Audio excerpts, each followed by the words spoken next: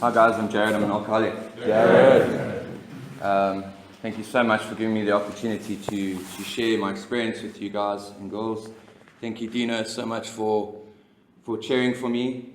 We've been on a long journey together. It's been awesome, ups and downs.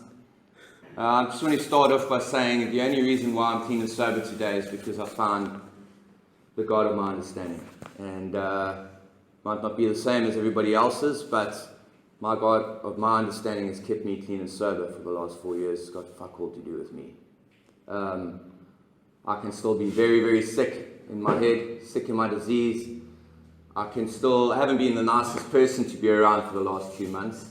I don't know why, maybe there's a lot going on for me, but indirectly my default setting is it must all be about me and about the way I feel. And if I don't feel okay, nobody else needs to feel okay. And I'm going to make people aware of the fact that I'm not okay.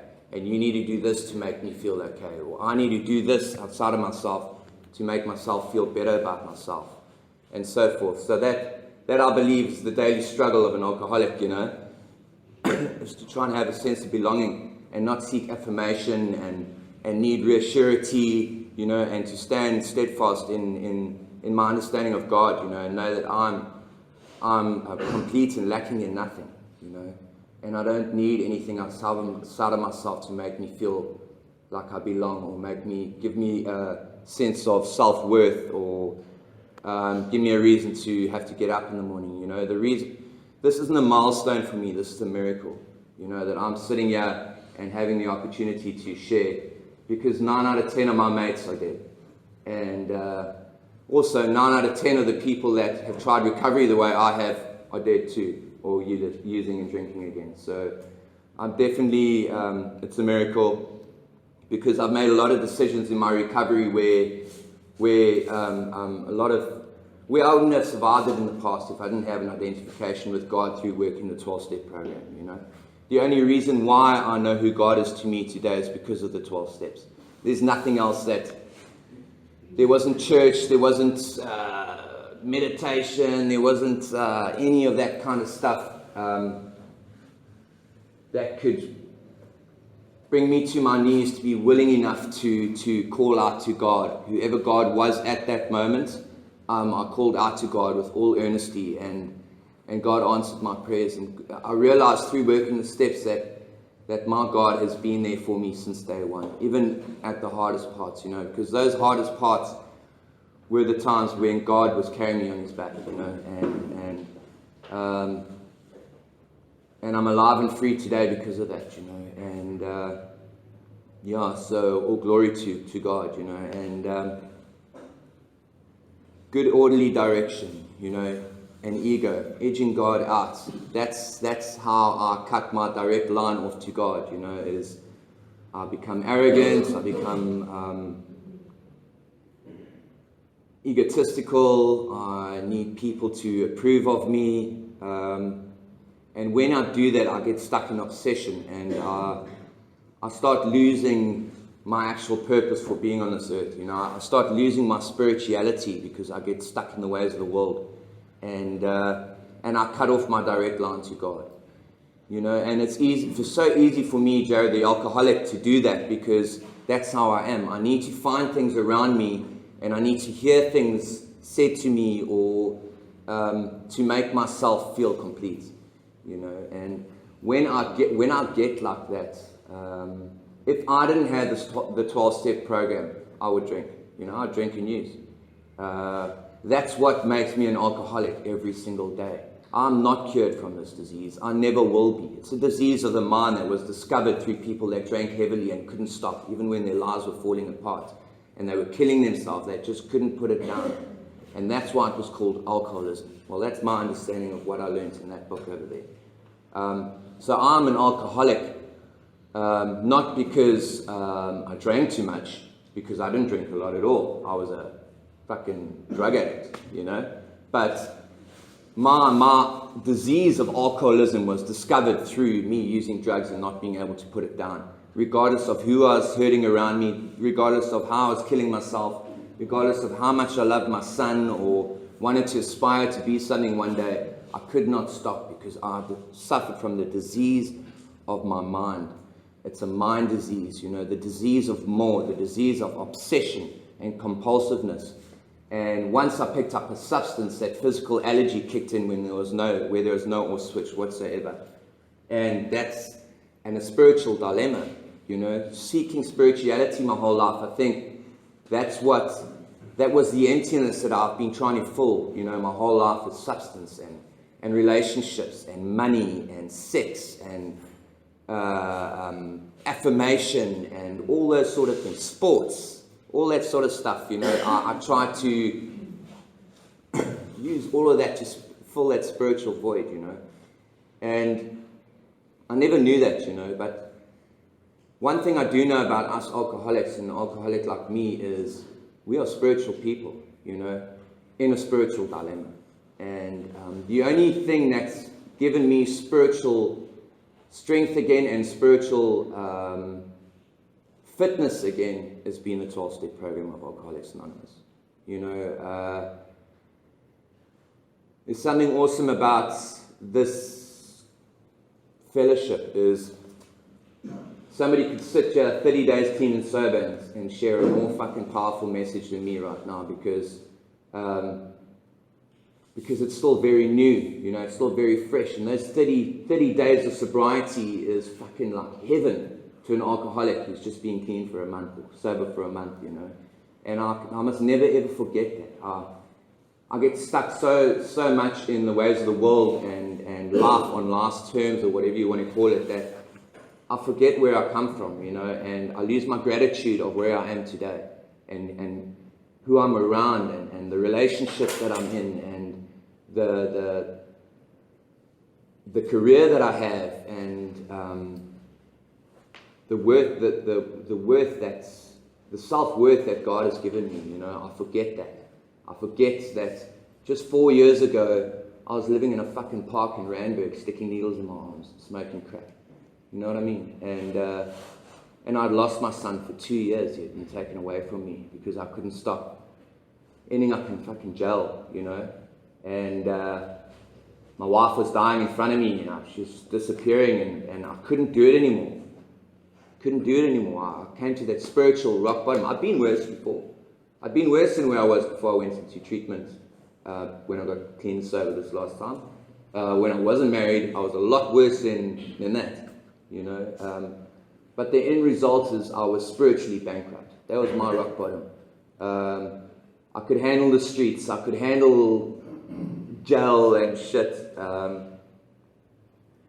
Although like Craig mentioned in his share, I'll still phone my mum at 2 in the morning and say, please help me, And thank God for that, Thank God that I have a family that never ever gave up on me, that always saw my potential, And I've always told my sponsees, and friends that have taken a while to get there, but they've got there, and say, geez, bro, I wish I had a life like you, You've got so much talent and you've got so much going for you and can't you just see it? And that was my family, Those are my friends in the fellowship. Because I've been in and out of this fellowship since 1998. I was 19 years old when I was introduced to the 12 steps. Couldn't hear it for shit. I couldn't understand. I looked for differences. What does this guy with a BMW outside there in a suit know what I'm going through? And I'm just here for coffee and biscuits, bro. You know what I mean? I haven't charged for 3 days. I've been on a bender. I've been in the same clothes for 6 weeks.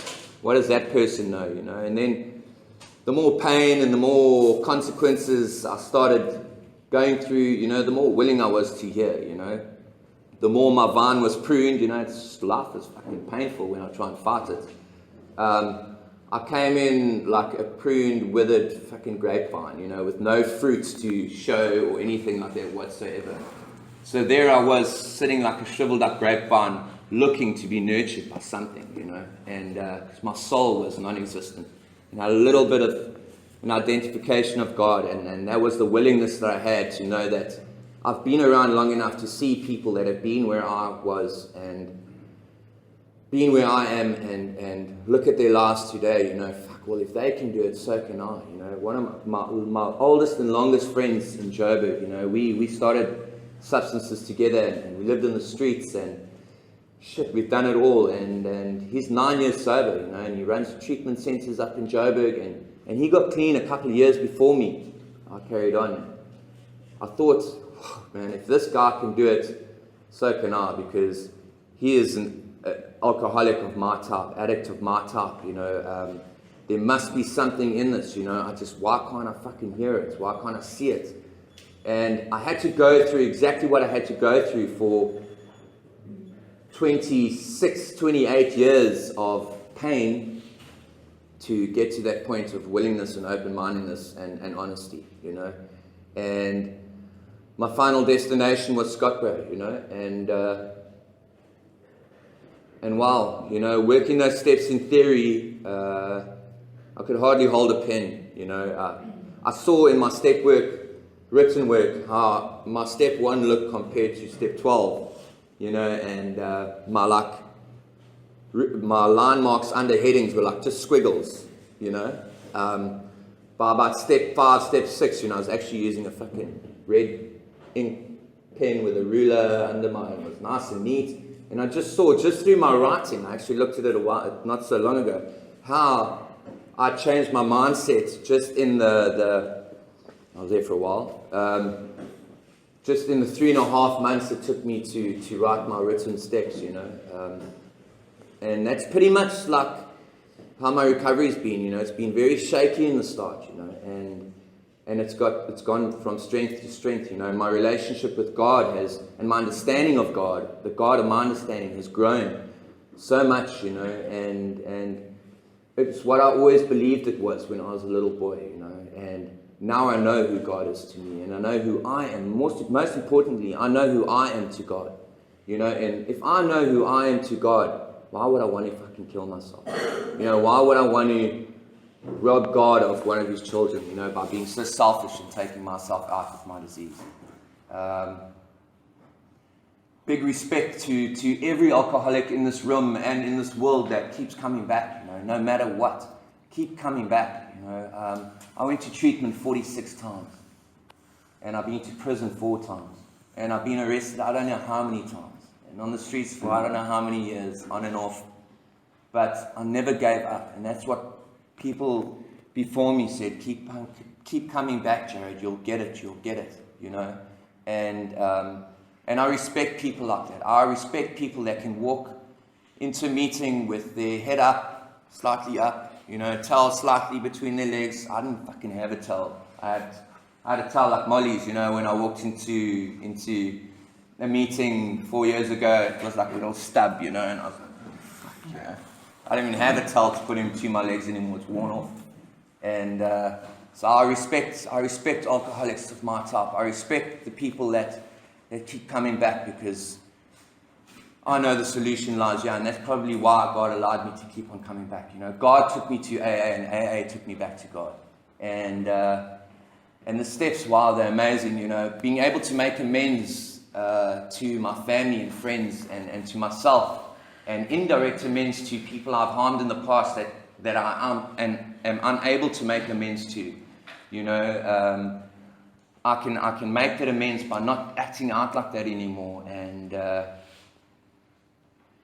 not robbing houses and shit, and you know, doing stupid stuff, and not going to jail, and respecting the police, and trying to respect the law as much as I can, although I am in a 1% bike club, and I'm a non-meat eating, non-beer drinking biker.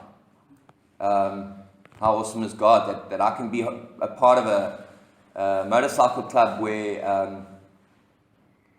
I can be clean and sober, you know, and I pray in every club meeting in the month, you know, and I pray it out every month, and that is my responsibility there, you know, which is pretty awesome. The friends that I've made in this fellowship are unbreakable, you know. Even if life gets busy and we don't always see each other as much, that unity is unbreakable, you know, that unity of this disease that we have, as well as the solution that we share, is fucking unbreakable. There's nothing that compares to it, you know. Rock bottom is extremely important, You know, if you don't think you fucking reached your rock bottom, don't waste any time. Go out there and fucking find out for yourself. Give the chair to somebody else who's there. You know what I mean? That's the reality of it. Keep on trying, and hopefully you'll live long enough to get to the point where enough's enough, or you'll die. And that's the reality of this disease. There's no fucking powder coating or sugar coating of alcoholism. You either get it or you die. That's it. There's no grey area. My wife died with a needle in her arm when I was 9 months clean at the age of 28 years old in a public toilet in North Beach. She came through treatment for the 21st time, 22nd time in treatment, and 2.5 months sober, in a sober state of mind, made a decision to go out and use and die. And that's the reality of this disease, you know. It's designed to take you out and to hurt everybody around you.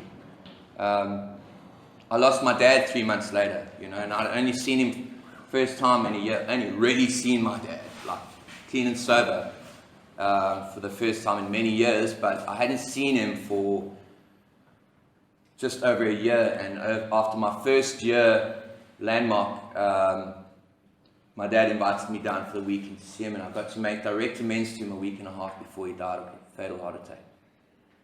And like everybody said to me at those 2 times, I lost my stepbrother who committed suicide when I was 3 months sober. I was still in treatment that same year, all my first year. And yeah, you know, why me?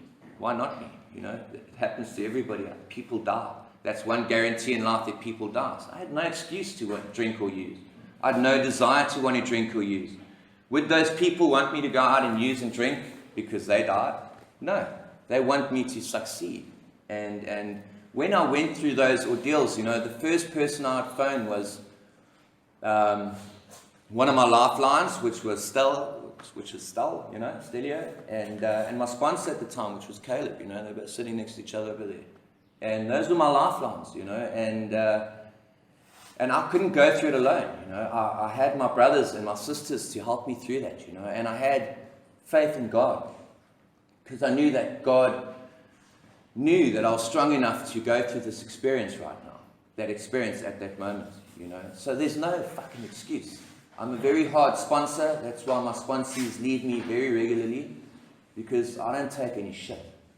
Because I don't want to hear excuses of why I had a craving, or how I wanted to use or drink today. You know, there's no excuse, you know. I believe that when I felt like that in the past attempts of trying to find recovery, I would end up using, you know, until that was beaten out of me, where I never had a thought to use anymore. And that's been my experience in the last 4 years. I haven't had the desire to want to drink or use at all, ever. My desire to drink or use has been lifted, and that's through God, you know, not through me. And that's all I've ever wanted, you know. Everything else from that has been amazing, you know. Didn't expect anything else. All I just wanted was a desire not to wake up and want to drink and use again. And it's given me so much more, you know. God in this program has blessed me with so much more. I'm engaged to an amazing woman over there. I have a beautiful son who's doing really well in school. I've been a single dad for 4 years. I've had ups and downs in recovery regarding like relationships and stuff. God gives me the experiences I'm meant to have, you know, in order to appreciate it when I have it. I forget that sometimes too, but I get reminded because I have a sponsor. I have a lifeline. I have friends that I can bounce things off with and see if I'm stuck in obsession, and see if I'm acting out on low self-worth, or feeling left out or separate and apart, you know. Woe is me, you know, Jared the alcoholic. You know, you got to make me feel good. And there's no special or difference about me or you, you know. There's, I've got a fatal disease, and I've got a daily reprieve from it, you know. And I'm only 4 years sober and clean to yesterday because I've had a daily reprieve, and I've tried to do it on a 24-hour at a time kind of program, you know.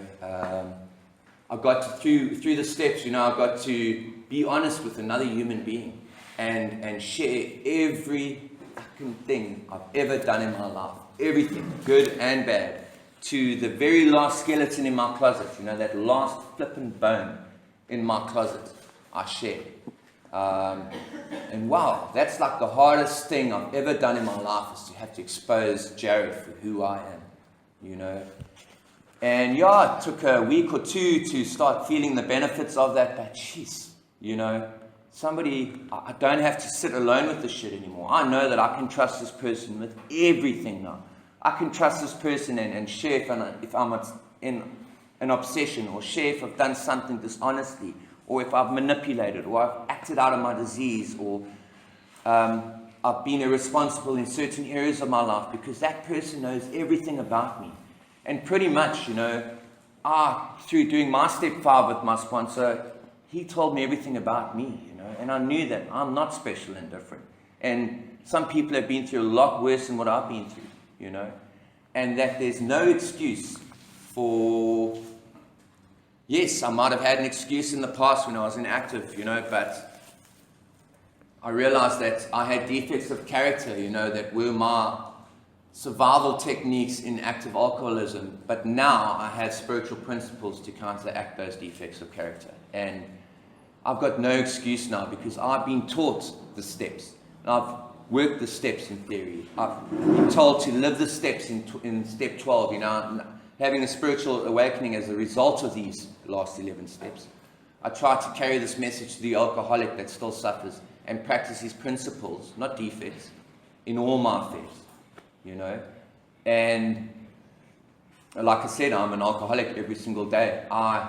Those defects have been well trained for 36 years, before I sobered up. My spiritual principles only 4 years old, I'm only 4 years old.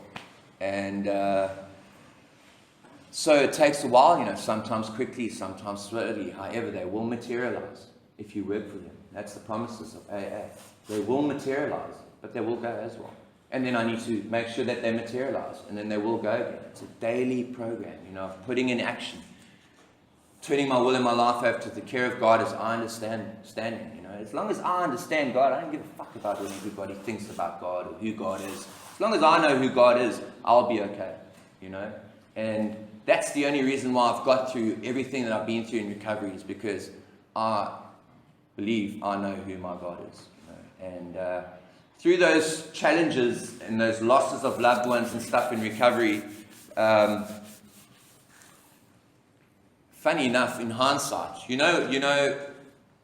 when I came off the streets and I got on a plane from Joburg back down to KZN, where I'm from, and got into treatment, there and then it was the worst thing that I was going through in my life, my rock bottom. And I look back, it was the best thing that ever happened to me, because here I am today, alive and free, clean and sober, and not so much of a dick all the time. I'm a dick most of the time, but I've also got a bit of niceness in me now, which I never had before, and which is God's love, And through every challenge in recovery, when I'm in it, it's the worst thing that I can possibly be going through, even the death of a loved one. But when I look back in hindsight, that was the experience I was meant to have, because you know what those incidents did? Those built my faith in God even more. Because, wow, I got through that clean and sober. Wow. I couldn't even get through fucking mosquitoes keeping me awake at night. I'd use just on that. A week clean, I'm on detox meds, mosquitoes flipping buzzing around, and stuff that I didn't get sleep, I'm going to go and use, my dad just died, I'm not going to go and use, I'm not going to go and drink, and through the support of the fellowship and the 12-step program and this fellowship and God, I didn't drink and use. And when I look back years later, so it's been 3 years, my dad's been gone in like 2 weeks' time, a week and a half's time or so. And I look back and I think, wow, that has regained my faith, and that has solidified my faith so much in the God of my understanding that He kept me clean and sober through those moments, And I've had sponsees and friends that have lost their fathers, and I question God, like, why am I going through this? Why did I have to go through this? And then 2 years down the line, a sponsee of mine loses their dad, and he's in early recovery. Or a mate loses his dad, and he's in early recovery. And I can empathize, because I've been there, and all the emotions of what I was going through then come up, and I can really earnestly be there for that person. And I remember my sponsor, Caleb, at the time saying to me, you're going through all this stuff because you're going through all this stuff now because you're going to be there for when your friends have to go through it, and you had that experience and you can help them through it, and I had those aha moments when I was in that position to be there for somebody that has lost a loved one in recovery, and the thoughts that are going through their head, the same thoughts that went through mine, and that feeling of feeling lost and questioning God and being angry with yourself and in self-pity and blame and resentment, all those different stages of mourning, I went through that, and I can experience that through my experience, help somebody else through those experiences, It's not just about drugs and alcohol in recovery, it's about being selfless, as selfless as I can possibly be, to try and better my community, to try and be a productive member of society, to still be Jared, to still be me, and still, what this program has given me is it's allowed me to take risks in life, it's allowed me to take risks and to know that if that risk doesn't work out, I'll be okay. Because I've got a lot of landmarks or life-changing experiences to show me that no matter what happens, I know I'll be okay because of this program. I know I'll be okay because I work a 12-step program when I really have to. I don't always work a 12-step program because I don't always have to. Because sometimes there's something called a pink cloud, and you can surf that pink cloud, and it's barreling nicely, the conditions are perfect, and my board of life is working perfectly under my feet. Sorry, I surf.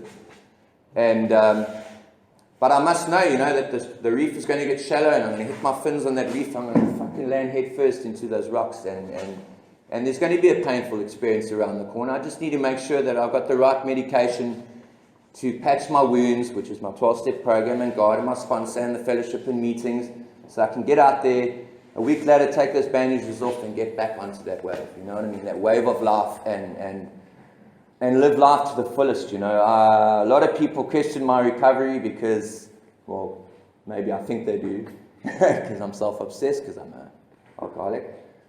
But I like to live my life to its fullest, and not leave any stone unturned, because that's how I've always been. So why should I try and change that?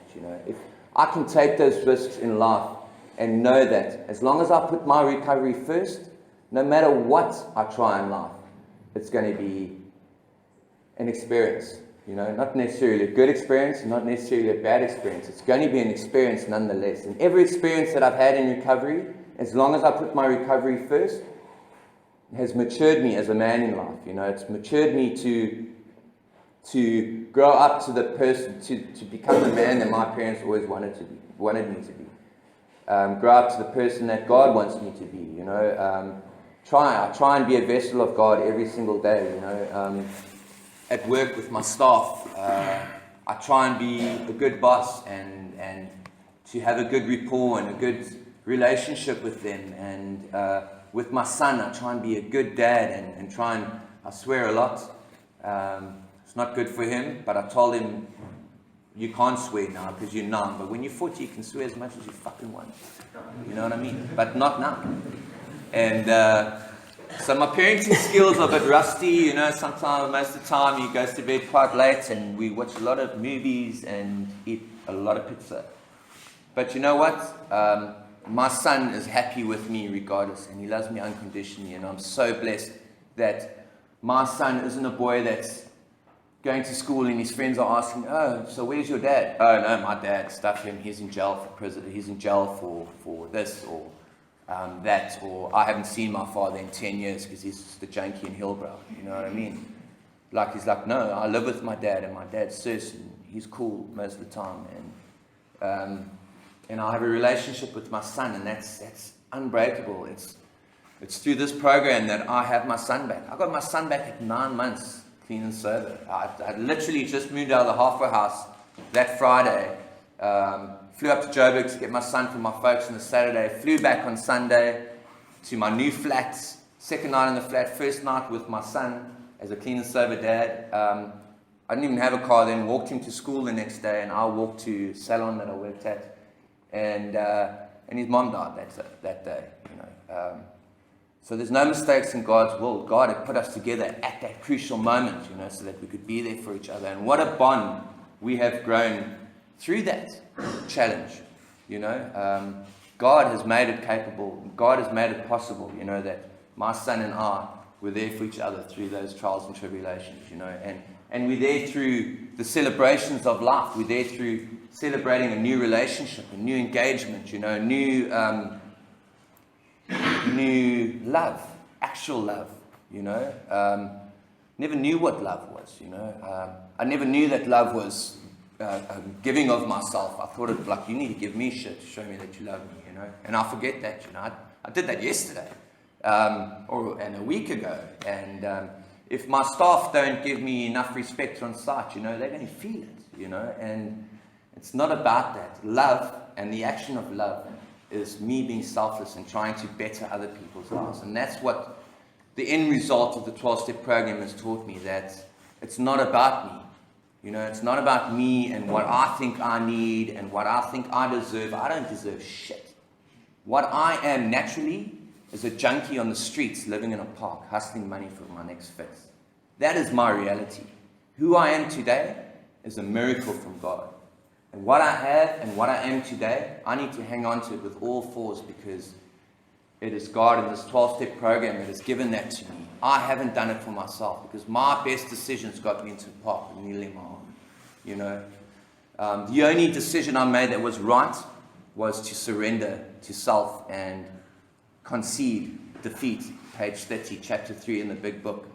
Surrender to my ideas, surrender to my old ideas, so that I'm willing enough to work this 12-step program with an open mind and be willing to ask, listen, and do as I'm told, and to not drink, use, or run, no matter what.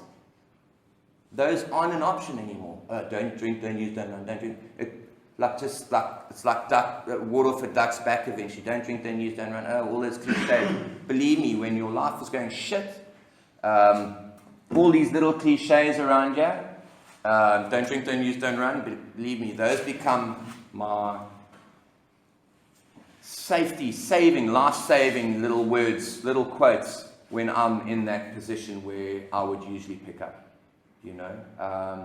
or usually act out, because that desire to drink and use is lifted, but to act out of my disease, to act out of my defects, because that is my disease. My disease are my defects.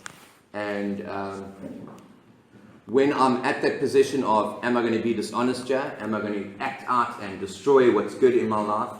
Am I going to be an arsehole? But for the grace of God, keep it simple, don't drink, don't use, don't run away from responsibilities.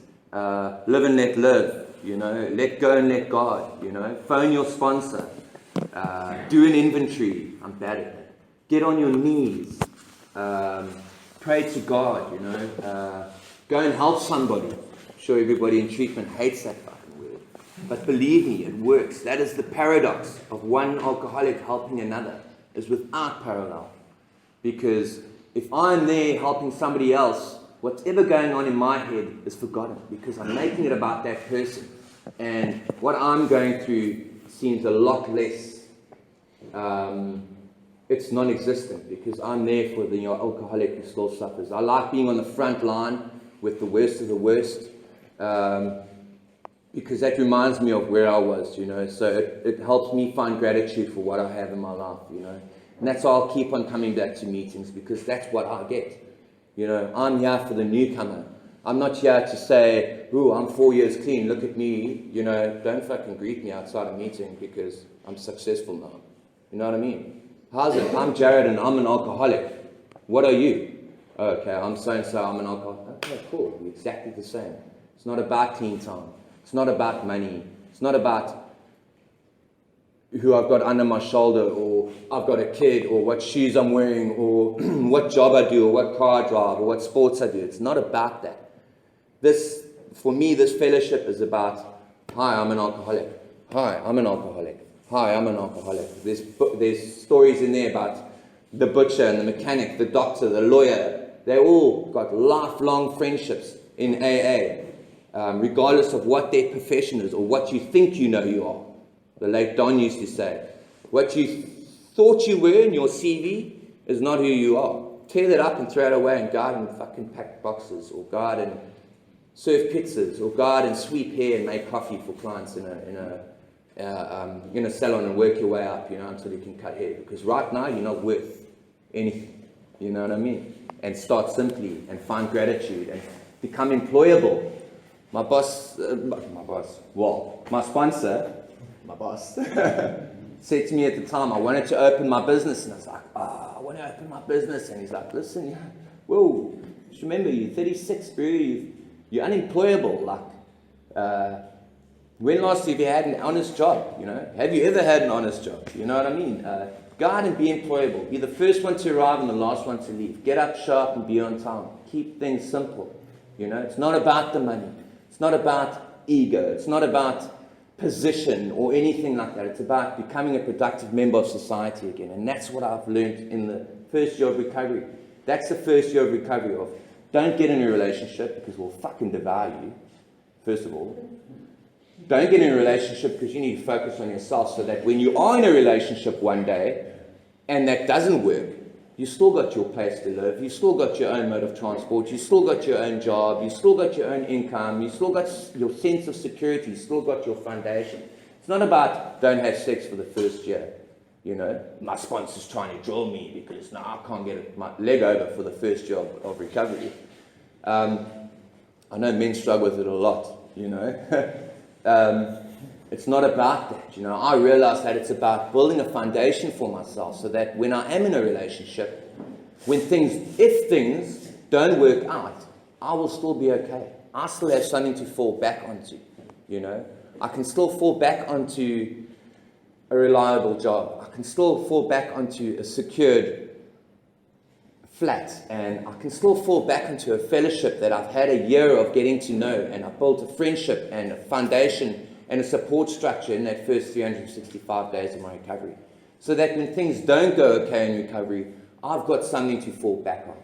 So first years, get up sharp and be on time. Make it about the fellowship. Get stuck in service, Be selfless, Enjoy recovery, because I enjoyed it regardless of what happened in my first year.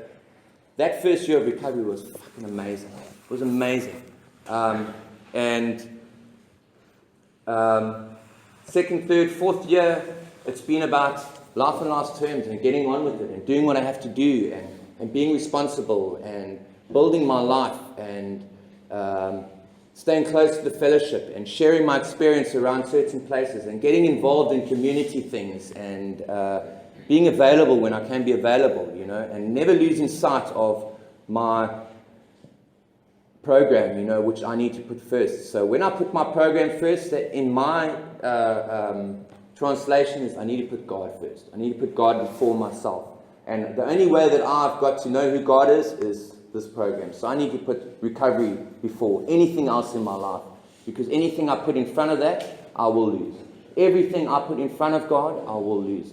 So it's God in my program first. Everything else is just a bonus. So I just want to thanks everybody for being here for my share, and thanks for letting me share.